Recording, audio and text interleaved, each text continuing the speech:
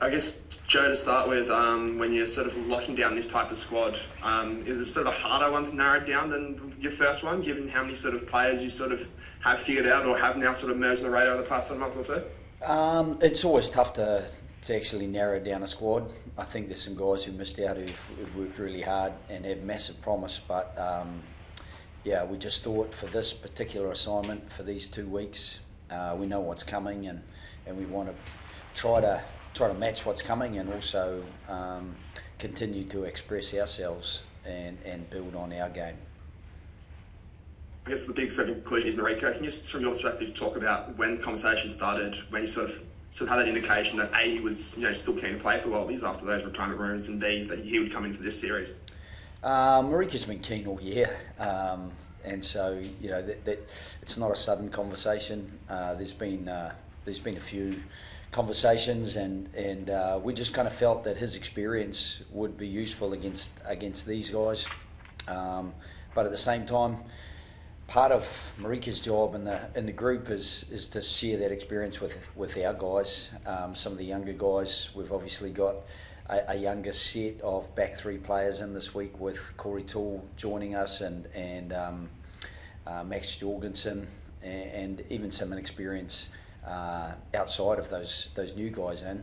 So it's a good opportunity for him to share that experience. He's a very likeable character, and a very easygoing character, unless you're marking him, I think. Absolutely.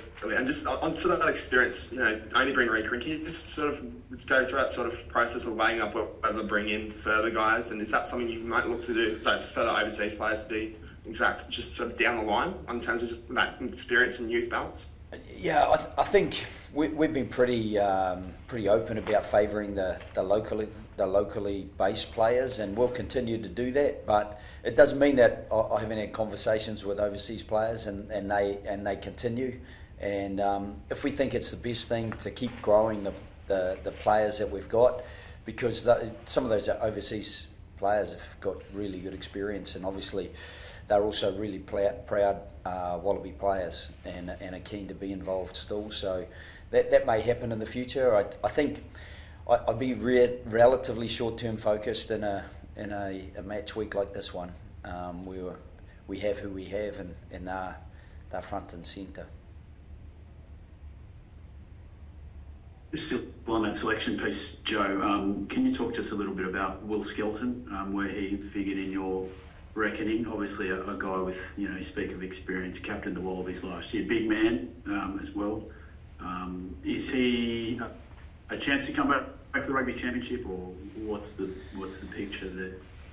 Yeah, we've had a few discussions, Will and I, and he's great fella to talk to, and even about he obviously watched our games during July very closely, and we had a chat about those games, and we have chatted about him potentially being involved later in the championship. So it's all quite open-ended at the moment, and they've been really supportive of the young guys that we've brought in, locally based, and also willing to step in should we feel that that's the best decision for the team. Was it was it a consideration around you wanting to back the young guys, or was there anything at his end, pardon me, as far as fatigue and his preparations and that sort of thing? Yeah, I mean, the last time I spoke to him, he was on holiday with his family, so that's a difficult time to suddenly start thinking about joining a team. There's also the complications of getting him back from France and then getting back up to France, because this window is complicated. It's not a normal test window in the Northern Hemisphere, so it just becomes a little bit complicated from that perspective. And as good a player as Will is, with the experience he has, if he arrives here and he's fatigued, and he goes back there and he's fatigued, and we're trying to get him backwards and forwards, it's not necessarily going to add the amount of value we'd like it to add. So it may be later in the TRC that he comes in, or he may even come in when we head north for the spring tour. Hey Joe, let's say pass mark for the Rugby Championship and even these 2 Test matches against South Africa? Yeah, I don't do pass marks, to be fair. You know, I certainly share some things internally, but you know, to put things into a number or to put it into a letter or grade, I think we're better off to focus on the process and just keep trying to build the process, because in the end, I know other people will give us marks whether we pass or don't pass, so I'll leave that to them. South Africa and their whole idea of a bomb squad. What are your philosophies around, like you were on World Rugby previously, what are your philosophies around the idea of a bomb squad and whether or not fatigue should be in the game? And you know, it's great innovation having a 7-1 side off the bench at times, but it's not necessarily great for the little people and you know, the stop-start nature of it. Would you subscribe to that, or do you think even like reducing the number of reserves is a good thing to try to bring fatigue into the game? Yeah, I think if you ask the players, they feel pretty fatigued at times. I think there is still fatigue in the game, and if a bomb squad member comes on at half time, they've still got to play 40 minutes. I think one of the challenges is to keep players moving from set piece to set piece, and you know, with the new law trials, 30 seconds to set a scrum, 30 seconds to have that line out underway, 60 seconds, not 90 seconds for a conversion now. I think some of those times are being contracted a little bit, and maybe that'll impact on the size of player. And there are risks, you know, talking to Vern Cotter, who's obviously a good mate of mine around the Blues this year. They went with a 6-2 split, got 2 injuries very early on in their back line, and played a halfback on the wing for the whole of the second half, well, even more than the second half. So you can get stung by it, you know, and so any innovation is great until it's not, I guess. Max Jorgensen, there was a bit of discussion that he might be playing for Randwick, but he's joined you guys and clearly he's fit enough to be in that squad. Did you think about having him be eased back via club rugby? Because obviously he's been breaking down pretty regularly at a young age. Yeah, I mean, we've had a long-term plan with Max, and Max is really well across it. I had a few discussions with Stephen Hoyles at Randwick, and probably the original plan was to bring him back through club rugby with Randwick, but Max is going really well. He was the quickest guy we had at training today across the ground, and so you know he's definitely fully fit.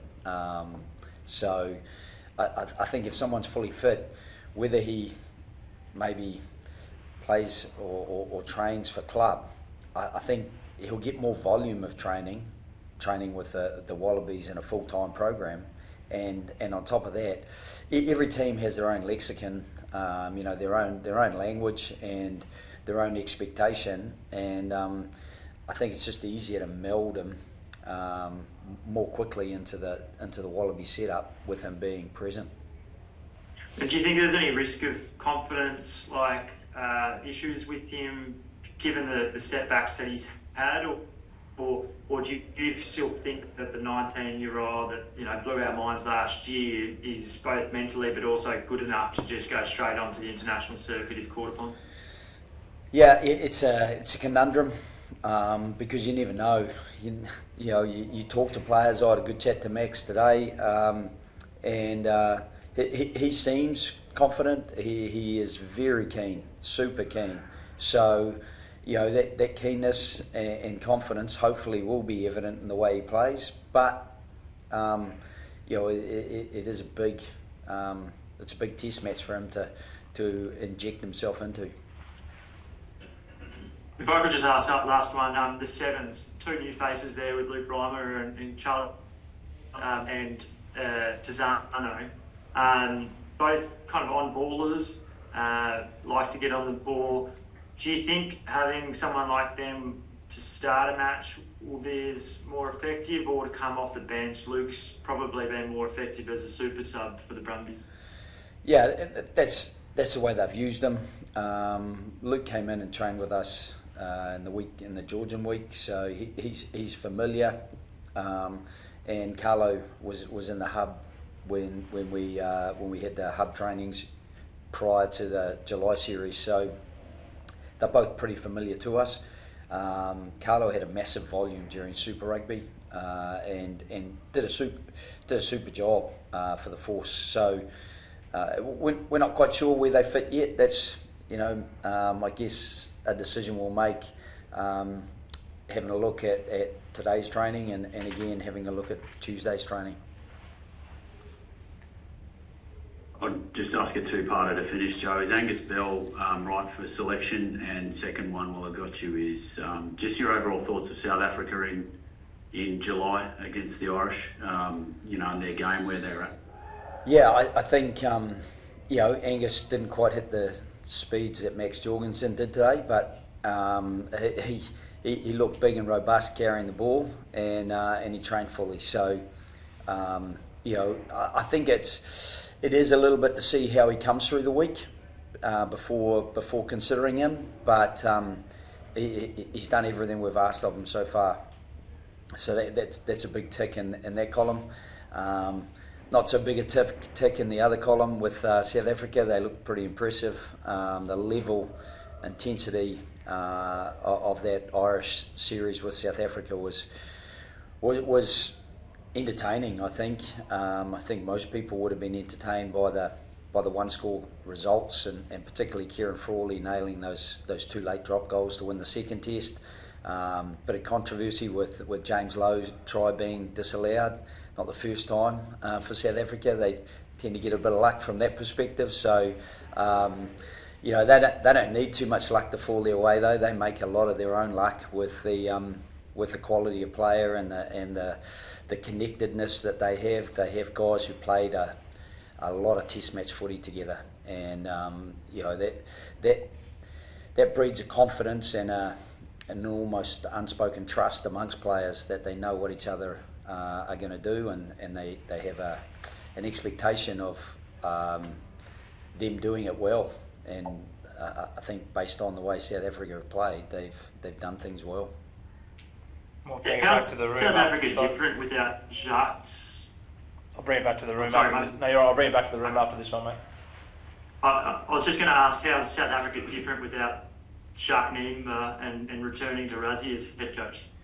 I'm not sure there's too much difference. Jacques and Rassie, I worked with Jacques and Rassie, when they were at Munster and I was with Ireland, so I know them both well, and they're very tight. So Jacques and Rassie would have worked closely together, and with Rassie continuing, I think there would be the same emphasis in the manner in which they do things. I think they're certainly defending in a very similar way, and so I think it will be more of the same, and they really try to put massive pressure on whether they have the ball or whether they don't. Anything in the room? Seru comes in. What do you like about him? Yeah, we really liked Seru early in the season. We thought he was going really well, and he had that thumb issue, and he came back, and he only got the tail end of the season, and we just didn't feel that he'd hit the same level. And even talking to Seru, he felt he was a little bit off, but he's had that chance to have a couple of games with the Reds against Wales and Tonga, and looked, somewhere near where he needed to be. Obviously, with Liam Wright and Fraser McWright both coming out, there was a little bit of space for Seru to come in and potentially be a bit of an all-purpose player for us. Daytime match at Suncorp Stadium could be pretty quick track. I guess at the best time, particularly during the day. Are you expecting plenty of points, or you're expecting that to have an impact on the sort of game that we see?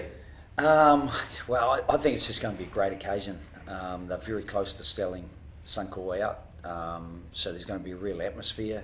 And I think daytime, I personally love daytime footy. I think players love daytime footy as well. So, I think both teams will really look forward to it. The South Africans are very used to playing during the day. I think our guys less so, but they mix it up. They get some day games in Super Rugby and the occasional day test. It was nice to play Georgia a bit earlier in the day than we did the two Welsh ones. So, the weather's been very good for the last 2 days, and I think it's supposed to last. And it's a pretty good place in the world to be, in the middle of what's called winter most places. And coming up against Springboks since you've taken charge, would you like to have had a bit longer before you really test yourself against the best in the world at the moment, or are you happy to be where you are? Yeah, well, I'd like to have more time, to be honest. I think I've got to be candid. It's very much been a sprint so far. We had 3 match weeks.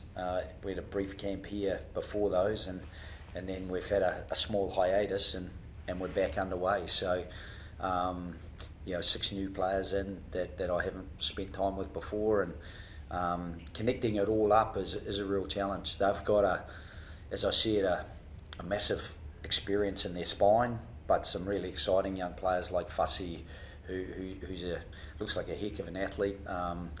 But I've coached against most of them over a number of years, really, with Ireland and New Zealand, and so I probably know them better than I know us. But we've got a great bunch of young men who are really committed to trying to make sure that they're as competitive as possible on Saturday. Thanks, guys. Appreciate your time. I'll be on the